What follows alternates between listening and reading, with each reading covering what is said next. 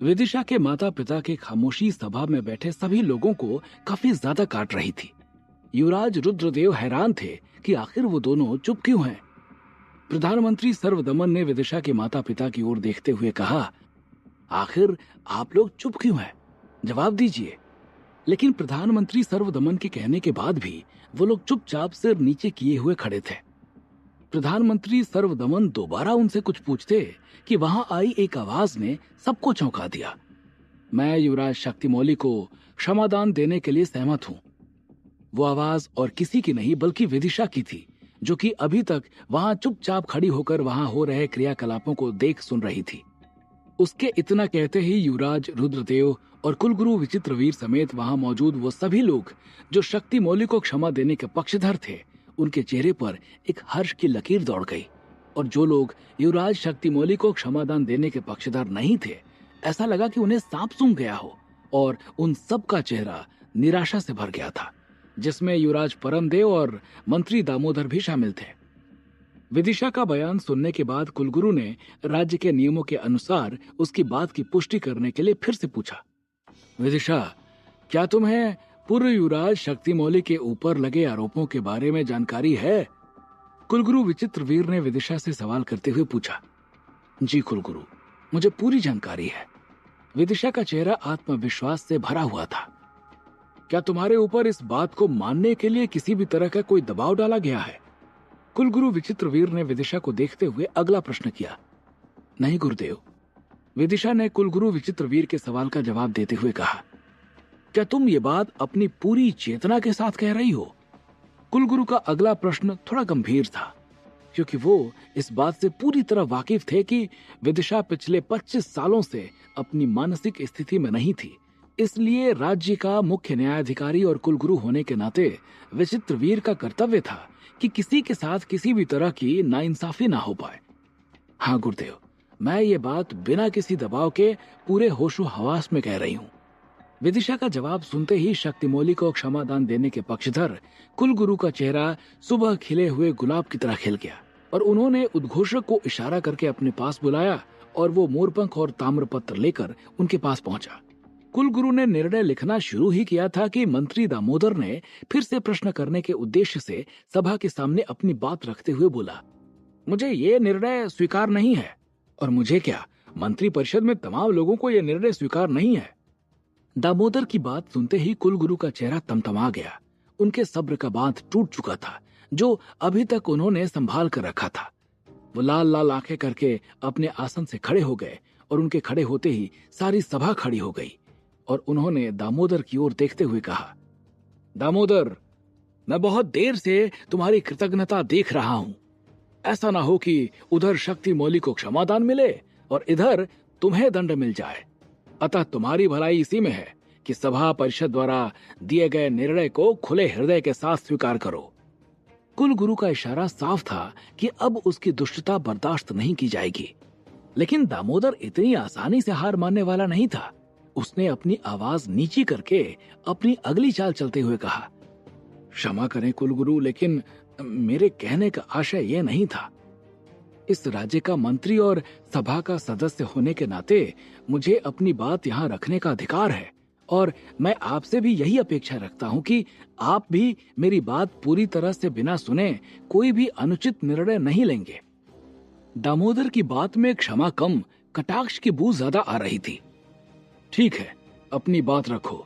अगर तुम्हारी बात इस निर्णय को बदलने के लिए प्रेरित नहीं कर रही होगी तो अवश्य ही इस पर विचार किया जाएगा। कुलगुरु ने दामोदर को मौका देने की सहमति जताते हुए कहा। कहीं न कहीं कुलगुरु दामोदर की बात से सहमत होकर उसके जाल में फंस चुके थे। धन्यवाद कुलगुरु, आपने मुझे अपनी बात रखने का मौका दिया, उसके लिए कोटि कोटि धन्यवाद।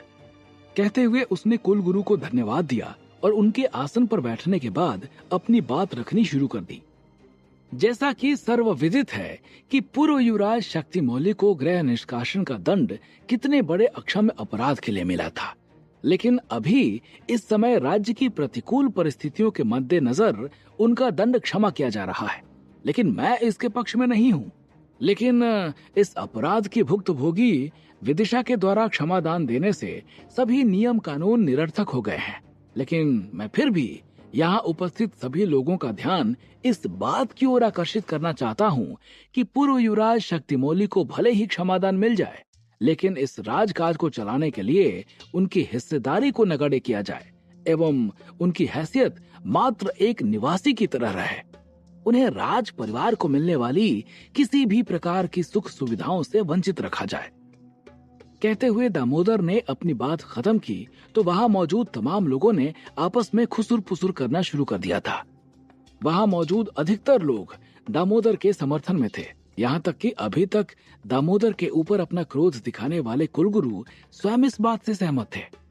उन्होंने मोरपंख उठाया और अपना निर्णय लिखना शुरू कर दिया, जो कि थोड़ी देर में ही सभा के सामने रखा जाने वाला था। वहां शक्तिमौली के क्षमादान पर फैसला हो चुका था। इधर देवयानी अभी बेसब्री के साथ बार बार कवच को देखते हुए टहल रही थी कि जल्द से जल्द कुलगुरु का संदेश आए, क्योंकि समय धीरे धीरे निकलता जा रहा था। वहां शक्तिमौली के क्षमादान पर फैसला हो चुका था। इधर देवयानी अभी बेसब्री के साथ बार बार कवच को देखते हुए टहल रही थी कि जल्द से जल्द कुलगुरु का संदेश आए, क्योंकि समय धीरे धीरे निकलता जा रहा था। कुलगुरु ने निर्णय लिखने के बाद ताम्रपत्र उठाकर उद्घोषक को दिया और सभा में उपस्थित सभी लोग, जिसमें विदिशा भी सम्मिलित थी, कुलगुरु के निर्णय को सुनने की प्रतीक्षा कर रहे थे। हालांकि विदिशा के क्षमादान देने से सबको ये ज्ञात था कि शक्तिमौली को क्षमादान हर हाल में मिलना है, लेकिन क्या कुलगुरु ने मंत्री दामोदर के सुझाव को सम्मिलित किया है या नहीं, इस बात को जानने के लिए वहां मौजूद सभी लोग बेचैन थे। ताम्रपत्र लेने के बाद उद्घोषक ने उद्घोषणा पढ़ते हुए कहा, मैं कुलगुरु विचित्रवीर इस राज्य का मुख्य न्यायाधिकारी होने के नाते यह निर्णय लेता हूँ कि युवराज शक्तिमौली के अपराध को क्षमा करते हुए उनके गृह निष्कासन को समाप्त किया जाता है एवं उनकी दूसरी शर्त, जिसमें उन्होंने अपने मौजूदा ग्रह को निरंतर ऊर्जा देने की बात कही थी, वो भी स्वीकार की जाती है। चूंकि उनके द्वारा किए गए अपराध की मुख्य पीड़िता इस राज्य की निवासिनी विदिशा ने स्वयं ही उन्हें क्षमादान दिया है, इसलिए राज्य के नियमों और कानून के मुताबिक उनके ऊपर लगाए गए सभी दोषों से उन्हें मुक्त किया जाता है। यहाँ तक की बात सभी को पता थी, लेकिन इसके आगे क्या होने वाला है, इस पर सभी की निगाह टिकी हुई थी। उसके आगे उसने पढ़ना शुरू किया। चूंकि युवराज शक्तिमौली द्वारा किया गया अपराध इस ग्रह में होने वाले अपराधों की तुलना में बहुत ही ज्यादा खतरनाक और दुर्लभ श्रेणी में आता है, अतः मंत्री दामोदर द्वारा रखे गए प्रस्ताव के ऊपर विचार करते हुए ये शर्त शामिल की जाती है कि युवराज शक्तिमौली को सिर्फ युवराज का दर्जा दिया जाएगा, लेकिन उनको किसी भी प्रकार की राज्य की सुख सुविधाओं का लाभ नहीं मिलेगा और साथ ही साथ उन्हें राजमहल में प्रवेश करने से पहले एक आम नागरिक की तरह तमाम तरह की निगरानियों से होकर गुजरना पड़ेगा। उद्घोषक ने जैसे ही अपनी इतनी बात समाप्त की, दामोदर को ऐसा लगा कि जैसे उसने किसी तरह का युद्ध जीत लिया हो। उसके चेहरे पर एक विजय भावना से भरी मुस्कान पसर गई थी, लेकिन अभी उसे हल्का सा झटका महसूस होना था, क्योंकि कुलगुरु ने अपना अंतिम दांव चल दिया था, जो कि शायद आगे भविष्य में बहुत निर्णयकारी साबित होने वाला था। उद्घोषक ने आगे पढ़ना शुरू किया। चूंकि युवराज शक्तिमौली इस राज्य के पूर्व सेनापति रह चुके हैं और हम सब जानते हैं कि इस राज्य के सबसे बड़े दुश्मन असुराग को उन्होंने ही मार गिराया था। उनकी युद्ध कला और दांवपेच से यहाँ मौजूद सभी लोग अच्छी तरह से वाकिफ है। अतः अगर निकट भविष्य में कोई युद्ध की स्थिति आती है तो इस राज्य के भावी महाराज युवराज रुद्रदेव ये निर्णय लेने के लिए स्वतंत्र होंगे कि युवराज शक्तिमौली के युद्ध कौशल का उपयोग किया जाए या नहीं। और इसी के साथ मैं युवराज शक्तिमौली को इंद्रनगर का युवराज पुनः मनोनीत करता हूँ एवं देवयानी को आदेश देता हूँ कि वो युवराज शक्तिमौली की किसी भी प्रकार की सहायता लेने में स्वतंत्र हैं और वो दोनों जल्द से जल्द राज्य रक्षक का पता लगाने के लिए निकट ग्रह पर प्रस्थान करें। ये कहते हुए उद्घोषक ने कुलगुरु का आदेश सभा के सामने रख दिया था। दामोदर समेत इक्का दुक्का लोगों को छोड़कर वहां मौजूद सभी लोग सहमत थे। इसी के साथ सभा स्थगित कर दी गई और सबसे पहले कुलगुरु अपने आसन से उठे और राजमहल से अपने आश्रम जाने के लिए निकल पड़े। शक्तिमौली के क्षमादान के निर्णय पर सिर्फ इंद्रनगर की जनता ही नहीं, बल्कि इंद्रनगर के दुश्मन भी नजर गड़ाए बैठे हुए थे और उसी में एक कारागार में बंद कालनेमी भी था, जब उसे ये ज्ञात हुआ कि युवराज शक्तिमौली दोबारा इस ग्रह पर वापस आ रहे हैं, तो उसका सारा खून सूख गया, क्योंकि वो युवराज शक्तिमौली के पराक्रम से भली भांति परिचित था। उसके अलावा सामंती राजा, जिनको स्वर्गीय महाराज चंद्रमौली के आगे सिर झुकाना पड़ा था, और वो आशा में बैठे हुए थे कि महाराज चंद्रमौली और राज्य रक्षक आदित्य की मृत्यु के बाद वो पुनः अपना राज्य प्राप्त कर लेंगे, वो सब के सब हताश हो चुके थे, क्योंकि वो जानते थे कि युवराज शक्तिमौली के होते हुए उन्हें अपना ऊर्जा स्रोत और राज सिंहासन मिलना नामुमकिन था। कुलगुरु वहां से तत्काल निकलकर आश्रम में पहुंचे और जाकर अपने गद्दी पर आसीन हो गए। उसके बाद कवच का ध्यान करते हुए देवयानी से आंतरिक संपर्क करने के लिए ध्यान लगाया। इधर जैसे ही कुलगुरु ने ध्यान लगाया कि उधर कवच के अंदर से एक ऊर्जा निकली और वो वहां बेसब्री के साथ टहल रही देवयानी के मस्तिष्क में समा गई। ऊर्जा को समाते देख देवयानी आकर कवच के सामने बैठ गई और उसने कुलगुरु से संपर्क साध लिया। उसके साथ ही शक्तिमौली ने भी देवयानी के ऊर्जा स्रोत का उपयोग करते हुए उन दोनों के साथ आंतरिक संपर्क में आ चुका था। आंतरिक संपर्क में आने के बाद देवयानी ने हड़बड़ी के साथ कुलगुरु को प्रणाम करते हुए कहा, प्रणाम गुरुदेव, क्या निर्णय लिया आपने? उसकी आवाज में एक घबराहट साफ दिखाई दे रही थी। विजयी भव, क्या शक्तिमौली भी हमसे संपर्क में है? कुलगुरु ने देवयानी से शक्तिमौली के बारे में सवाल करते हुए पूछा। जी कुलगुरु, प्रणाम। देवयानी कुछ बोलती उससे पहले शक्तिमौली ने कुलगुरु के सवाल का जवाब देते हुए उन्हें प्रणाम किया। आयुष्मान भव युवराज। कुलगुरु ने जैसे ही शक्तिमौली को युवराज कहकर आशीर्वाद दिया, वैसे ही तुरंत शक्तिमौली और देवयानी के चेहरे पर प्रसन्नता की लकीर खिंच गई। कुलगुरु द्वारा युवराज कहकर संबोधित करने का मतलब यही था कि शक्तिमौली को क्षमादान मिल चुका था और बस औपचारिकता बाकी थी। क्या निर्णय रहा गुरुदेव?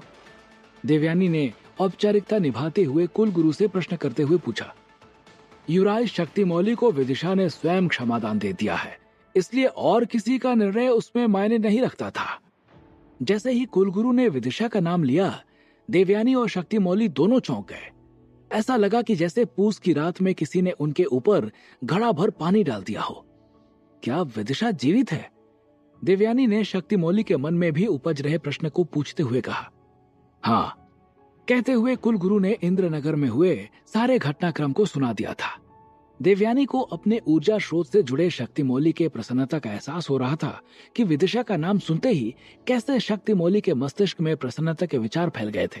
लेकिन शक्तिमौली की ये प्रसन्नता बहुत देर तक कायम नहीं रहने वाली थी। लेकिन युवराज शक्तिमौली को प्रतिबंधों के दायरे में रहना होगा। कुलगुरु ने जैसे ही अपना आदेश सुनाया कि शक्तिमौली की प्रसन्नता गायब हो गई थी और उनका चेहरा गंभीर हो चला था, जो कि इस बात का सबूत दे रहा था कि शायद देवयानी को सिद्धार्थ को ढूंढने में अभी और समस्या का सामना करना बाकी है। क्या युवराज शक्तिमौली करेंगे प्रतिबंधों को स्वीकार, या फिर कुलगुरु को बदलना होगा अपना आदेश? क्या होंगे इन सभी सवालों के जवाब? हमें कमेंट करके जरूर बताएं और आगे की कहानी जानने के लिए सुनते रहिए भूमिपुत्र, सिर्फ पॉकेट एफएम पर।